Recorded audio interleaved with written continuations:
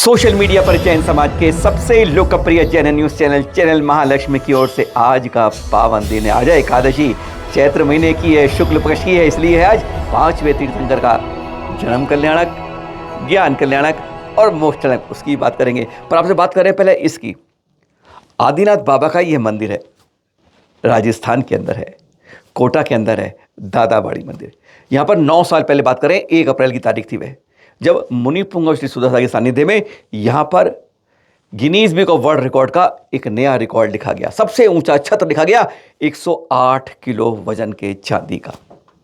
जो दिखा रहे हैं आपको, आप कहेंगे आज क्यों, आज वो वर्ल्ड रिकॉर्ड टूटा है, इसलिए बता रहे हैं आपको क्यों तोड़ रहा है और कौन तोड़ रहा है। बात करेंगे 108 किलो का, जिसे 20 कारीगरों ने 2.5 माह तक जयपुर के अंदर बनाया था।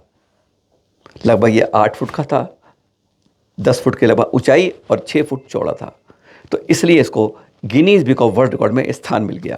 पर कहते हैं कि हमारे देश में जितनी जल्दी रिकॉर्ड बनते हैं उतनी जल्दी तोड़ते भी हैं, चाहे सचिन तेंदुलकर कोहली तोड़े या फिर सहवाग का आने वाला शुभमन गिल तोड़े। बस इसी तरीके से धार्मिक रिकॉर्ड भी जल्द से जल्द टूट जाते हैं, और वह हुआ कुंडलपुर में। जी हाँ, बड़े बाबा के सम्मुश्रण में जो नया पदारोहण समारोह अभी 17 अप्रैल को हुआ, यानी 2 दिन पहले, उसका 2 दिन बाद में, यानी जब पूरा देश 2623वां महावीर स्वामी का जन्म कल्याणक महोत्सव बनाएगा, तब इस बड़े बाबा के सम्मुश्रण के अंदर नया छत्र विराज दिया जाएगा। देख रहे हैं अब ये छत्र है, वो क्या रिकॉर्ड तोड़ा है, 108 किलो के लगभग का वह था, और यह अब है 200 किलो का विशाल छत्र। पूरे विश्व में इस तरह का कोई और छत्र नहीं मिलेगा जो अब कुंडलपुर के बड़े बाबा के ऊपर विराजित किया जाएगा। बस 2 दिन पहले था, 2 दिन पहले बाद यह हो जाएगा विश्व रिकॉर्ड, एक नया इतिहास यह बन जाएगा।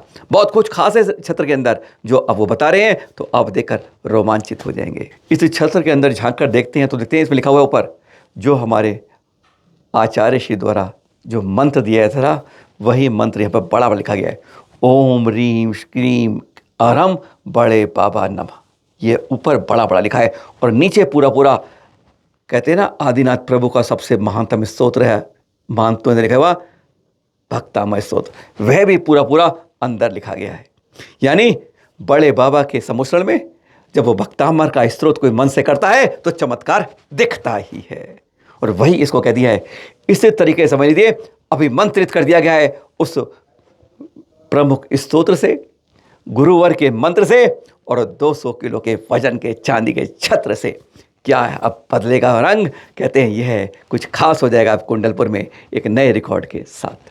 हाँ, लाखों ने देखा, पर यह दृश्य जो दिखा रहे हैं ये बहुत नज़दीक से आपने में से बहुत कम देख पाए, क्योंकि दूरी थी, नहीं समझ पाए। यह है जब आचार्य पदारोहण हो गया तो उंगली पकड़कर मुनि श्री प्रमाण सागर जी आचार्य श्री समय सागर जी को चले लेकर बढ़ते हुए इस सिंहासन पर। ये क्षण थे यादगार जो हर के मन में कैद हो जाते थे। एकदम भावों के साथ भर गया था हर कोई, कुछ साथ चल रहा था, कोई सिंहासन को घेरे खड़ा था, कोई पीछे पीछे आ रहा था, कोई साथ चल रहा था। ये दृश्य ऐसे थे जो किसी किसी को शायद दिल में उतर जाते थे, आंखें दूर की कैमरे को पहचान नहीं पाते थे। इसलिए बस सिंहासन के पास से यह चित्र आपके पास यादगार लाए हैं। यह वह पल थे जब इस सिंहासन पर आरूढ़ हुए थे आचार्य श्री समय सागर। बस सिंहासन के पीछे से एक बार और कैमरा दौड़ाते हैं आपके पास, देख रहे हैं आप, ये थोड़ा पीछे से है, पर यह दिखा रहा है आपको पब्लिक। बड़े अटकलें चल रही हैं, सवाल पूछते हैं, अरे कितनी पब्लिक थी, कितनी भीड़ थी, कितने लोग थे, कैसा मंच था, कितने आए थे। ये सवाल जो आ रहे हैं, ये कैमरा आपको बता दे रहा है। जो मुख्य पंडाल बना था उसके बाएं और दाएं को आधा आधा और खोल दिया था, यानी जो मुख्य पंडाल था उससे दुगना यह पंडाल हो गया था, और यहाँ पर बैठने की छोड़िए, खड़े होने की जगह नहीं थी। और इसके बाहर भी जब तापमान 40 से ऊपर जा रहा था तब भी लोग वहाँ खड़े खड़े आराम से देख रहे थे। कुछ एक हाथ से पसीना पहुँच रहे थे और दूसरे हाथ से कैमरे से रिकॉर्ड कर रहे थे। ऐसे दृश्य कर रहे हैं। शायद यह पब्लिक 1.25 लाख से 1.5 लाख से कम नहीं होगी, और किसी भी जैन समाज के महामहोत्सव के अंदर यह आज का एक नया विश्व रिकॉर्ड बना होगा। कुंडलपुर कुछ यादगार दृश्य दिखा रहे हैं आपको। आपने नियापक श्रमण के रूप में समय सागर जी के आचर्य के दृश्य देखे होंगे। बताया गया का अंतिम हार दिया गया पाटनी द्वारा, वह भी देखा आपने। लेकिन आप दिखा रहे हैं आपको आचार्य बनने के बाद गुरुवर समय सागर जी ने पहला आचार्य है वह दिखा रहे हैं आपको। सूरज से की गई और इसके बाद 5.5 करोड़ रुपए का दान भी दिया गया। नाम नहीं बता रहे हैं कि उन्होंने छत्र दिया, कि उन्होंने ये पहला आचार्य पद के बाद आहार कराया था। ये क्रिया देख रहे हैं आप, कहते हैं गदगद हो जाते हैं जब संत वार गाते हैं तो मन के अंदर से सारी कषायों का निर्जन होता है और पुण्यों का संचय हो जाता है। और एक और दृश्य बड़े बाबा के समुद्र में, जब आज सुबह अभिषेक के बाद संत चले संत चले संत चले तो कैसे गदगद हम सब हो चले। देख से दिखा रहे हैं आपको कुंडलपुर में बड़े बाबा के समुद्र से जब अभिषेक चला था उसके बाद कैसे मुस्कुराते हुए वहाँ से जाता हुए पूरा हमारे आचार्य समझ आएगा संग देख रहे हैं आप। हर कोई गदगद हो जाता है बड़े बाबा को देख के और छोटे बाबा के इस संग को देखकर। ये पोस्ट देख रहे हैं आप, क्या है ये है GMT ग्रेटर हैदराबाद, यानी हैदराबाद महानगर के अंदर परसों, जी हाँ, महावीर जन्म कल्याणक पर जयंती मत बोलिएगा, लिखा हर जगह होता है, लेकिन हमें जन्म कल्याणक ही बोलना है क्योंकि तीर्थंकरों के कल्याणक होते हैं जिनमें देव भी इस धरा पर उतर कर आते हैं। ऐसा ही है ये कल्याणक। देखिए इस पर हैदराबाद जैसा शहर जो मुस्लिम बहुल क्षेत्र है, यहाँ पर ये मांस बिक्री पर रोक लगी हुई है। इसके अंदर देखा है आपने? अगर इस हैदराबाद जैसे मेट्रो शहर में हो सकता है तो क्यों नहीं दिल्ली, मुंबई, कलकत्ता, चेन्नई, बेंगलोर आदि 5 बड़े मेट्रो शहर में क्यों नहीं हो सकता? हो सकता है। प्रयास करना होगा और सरकार को, प्रशासन को भी इस ओर ध्यान देना होगा। अहिंसा का जो उद्घोष करने वाले जो सर्व में कहा जाता है विश्व में, ऐसे महावीर भगवान के कम से कम जन्म कल्याण के दिन तो ये तो सरकारें को करना ही चाहिए। इतना तो उनका भी अधिकार होना चाहिए, कर्तव्य बनाना चाहिए कि कम से कम इस दिन तो मदिरा मांस के ऊपर रोक होनी चाहिए। करें कल की बात। जी हाँ, महावीर जी स्वामी की जो पहचान जिस चित्र से हुई ना, बस वहीं के श्री महावीर जी में चांदनपुर गांव में कल शुरू हो गया 8 दिवसीय यह चांदनपुर का बड़े बाबा का मेला। समझिए महावीर स्वामी जी के जन्म 8 दिवसीय होता है। पिछले साल नहीं हुआ था, 2 साल बाद हो रहा है ये।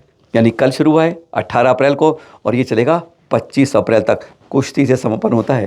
बड़ा रोचक कार्यक्रम होता है। कल ध्वजारोहण से शुरू हुआ। कहते हैं यहाँ पर जब इस मेले के अंदर जैन समाज का 20% होते हैं और 80% अन्य समाज के यहाँ पर लोग आते हैं, विभिन्न जातियों के आते हैं।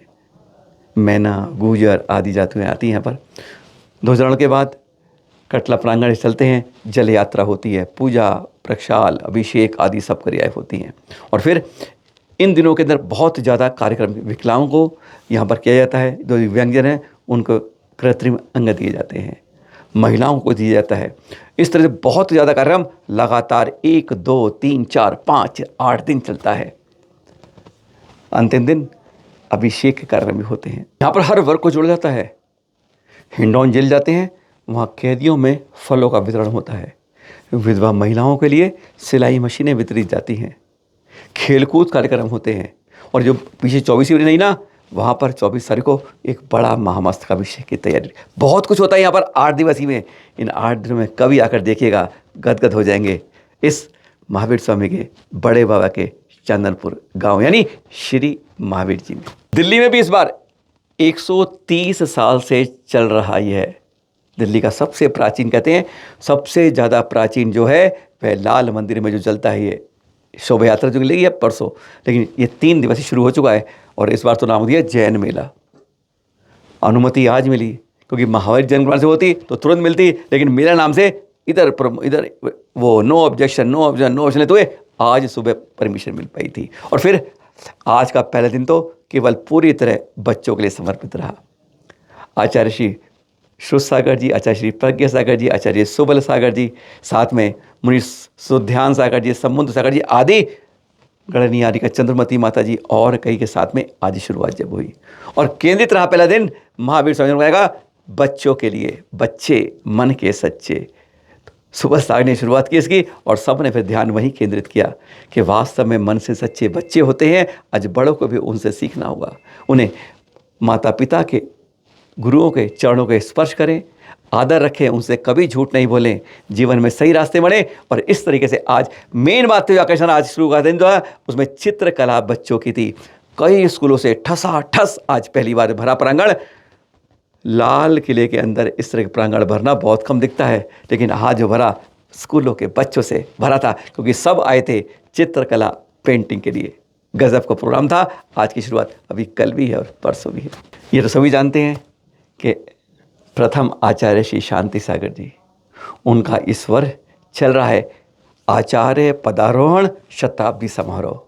और किन किन वही में होगा ये होगा उनके सप्तम पट्टाधीश आचार्य श्री अनेकांत सागर जो चल रहे हैं दिल्ली नोएडा से बढ़ते बढ़ते समडोली को विहार कर रहे हैं, और इस समय राजस्थान में।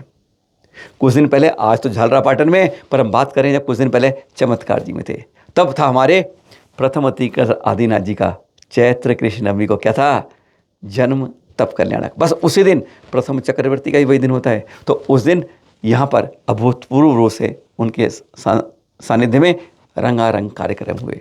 धार्मिक रूप से प्रवचन सभा हुई, सब कुछ हुआ। गदगद कहते हैं जहाँ जहाँ आचार्य जी पढ़ रहे हैं वो एक नए कार्यक्रम करके वहाँ नई शुरुआत करते जा रहे हैं। और अब झालरापाटन पहुँच चुके हैं, फिर कोटा जाएंगे और कोटा से उज्जैन की ओर आगे बढ़ जाएंगे। पहुंचना है समडोली। लगातार विहार चल रहा है और जगह जगह कार्यक्रम से नई ऊर्जा लोगों में बढ़ती जा रही है। आचार्य श्री अनेकांत सागर जी संग संगे इस विहार के हम में से तो कोई कर नहीं पा रहा है। ये देख रहे हैं आप, यह है महावीर चौक केरला में, और करकला जैन ब्रिगेड ने देखिए यहाँ पर लगकर। कभी मत सोचिए सार्वजनिक स्थानों पर हमारे कोई परसों जीवनाम लगाए, कोई बोर्ड लगाए, कोई शो लगाए कि सरकार साफ करेगी, निगम साफ करेगा। नहीं करे, अभी कभी अपने आप भी करके देखा करो तो कितना आनंद आएगा। जो देखिए कम से कम इस ब्रिगेड से इतना तो सीख लीजिए। महावीर चौक को एकदम महावीर जयंती के समय कैसे जगमगा दिया। लोग भी हैरान थे, प्रशासन हैरान था कि हमसे पहले इन युवाओं ने कर दिया। कभी ऐसा अपने क्षेत्र में, अपने मंदिर के परिसर में, प्रांगण में, और अगर सार्वजनिक स्थलों में कोई हमारे जैन चिन्ह लगे हुए हैं, जैन कुछ पहचान लगी हुई है, तो उसे भी अपने हाथ से साफ करिए। एक टीम बनाइए युवा की और करिए एक व्रत अपने उसके निर्देशन में। सचमुच गर्व होगा जैन कुल में जन्म होने का। यह दृश्य कितने इंगित कर रहे हैं, मन को गदगद कर रहे हैं कि कुछ इसी तरह से कोई क्यों नहीं सीख रहे हैं। शुरुआत में तो कहा था आपसे कि आज हमारे 5वें तीर्थंकर श्री सुमतिनाथ जी का 3 कल्याणक है आज, जन्म, ज्ञान और मोक्ष कल्याणक। वैसे आप सवाल पूछ लें आपसे कि अयोध्या में कितने तीर्थंकरों जन्म लिया था, आप में से कुछ बोलेंगे हाँ 24 लेते हैं। इस बार केवल 5 ने लिया था। आदिनाथ भगवान, अजितनाथ भगवान, अभिनंदन भगवान, सुमतिनाथ जी और अनंतनाथ जी, इन 5 ने। और ये मालूम आपको अधिकांश क्यों कहें 20 तीर्थंकरों का जन्म और तप एक ही दिन आता है। ये आप सुमतिनाथ जी के आप कुछ प्रतिमाओं के चित्र देख रहे हैं। 4 तीर्थंकर ही ऐसे जिनका जन्म अलग, कल्याणक, तप कल्याणक अलग तिथि में आता है। जानते हैं कौन है वो? तीसरे तीर्थंकर है हमारे संभवनाथ जी, और आज जिनका है 5वें तीर्थंकर हैं सुमतिनाथ जी, 18वें तीर्थंकर हैं अरयनाथ जी, और 24वें तीर्थंकर हैं महावीर स्वामी जी, जिनका परसों जन्म कल्याणक है ना। 3 दिन में 2 ऐसे लगाते हैं जिनका तप कल्याणक अलग होता है। और आज अयोध्या को तब कहते रहे साकेत नगरी। तब यहाँ के राजा मेघ पर्व की महाराजिनी मंगला देवी के गर्भ से आपका जन्म आज के दिन होता है। आपकी आयु से पता है 10 लाख पूर्व की। एक पूर्व 84 लाख पूर्वांग का, और एक पूर्वांग 84 लाख वर्ष का होता है। मानना चाहिए 300 धनुष ऊंचा कद था आपका। अगर हम आज की अवसर देखें तो 6 फुट का लगभग होता है एक धनुष। सोच लीजिए 1800 फुट की ऊंचाई थी आपकी। स्वर्ण रंग के थे। ऐसा था जन्म कल्याणक। और फिर ज्ञान भी कल्याणक भी आज ही के दिन हुआ। कहते हैं आज ही के दिन सहयोतिक वन के प्रियांग वर्ष में साकेत नगरी में 20 वर्ष की कठोरता बाद आपको केवल ज्ञान की प्राप्ति हुई। कुबेर ने तुरंत समझना चाहा, जिसमें आपके 116 गणधर थे, और आपका केवली काल था 1 लाख पूर्व 12 पूर्वांग में 20 वर्ष कम जो तप में गए थे। और फिर जब आयु कर्म का शेष रह गया 1 माह, तो भोग निकल करते हुए बस इसी अविचल कूट पर आ गए। कहाँ है अविचल कूट मालूम है शिखर जी में? आपको जानकारी होनी चाहिए। जैसे गौतम बुद्ध शुरू करते हैं ना, आप बाईं तरफ बढ़ते हैं, आप कुंतुनाथ से नहीं, इधर नहीं, दाईं तरफ जब आते हैं आप अभिनंदन टोंक से होते हुए वापस आते हैं, जल दर्शन करते हुए आते हैं, तब आपको यहाँ पर पहले मिलती है धर्मनाथ भगवान की टोंक, और उसके बाद दूसरी टोंक आती है सुमतिनाथ भगवान की। दाईं तरफ में दूसरी टोंक है अविचल कूट। इसी से हमारे 5वें तीर्थंकर सिद्धालय गए हैं 1000 मामूली इलाज के साथ। और कहते हैं इसी कूट से 1,84,14,07,81 मामूली इलाज भी सिद्धालय गए हैं। और हम और आप अगर निर्मल भावों से वंदना करते हैं इसकी, तो हमें 9,32,00,000 प्रोषित उपवास का फल मिलता है। बोलिए पांचवें तीर्थंकर श्री सुमतिनाथ भगवान जी के जन्म, ज्ञान, मोक्ष कल्याण की जय जय जय। फिर मिलेंगे सुबह शाम 8 बजे आपके पास ठाट बाट के साथ। रहिए स्वस्थ, रखिए भगवान का नाम। आ रहा है मोक्ष कल्याण के बाद आज के परसों है हमारे महावीर स्वामी का 2623वां जन्म कल्याणक। जयंती मत भूलिएगा, जन्म कल्याणक बोलिएगा, क्योंकि इनको मनाने देव भी धरा पर उतरते हैं, वह कल्याणक मनाते हैं। सादर जय जय।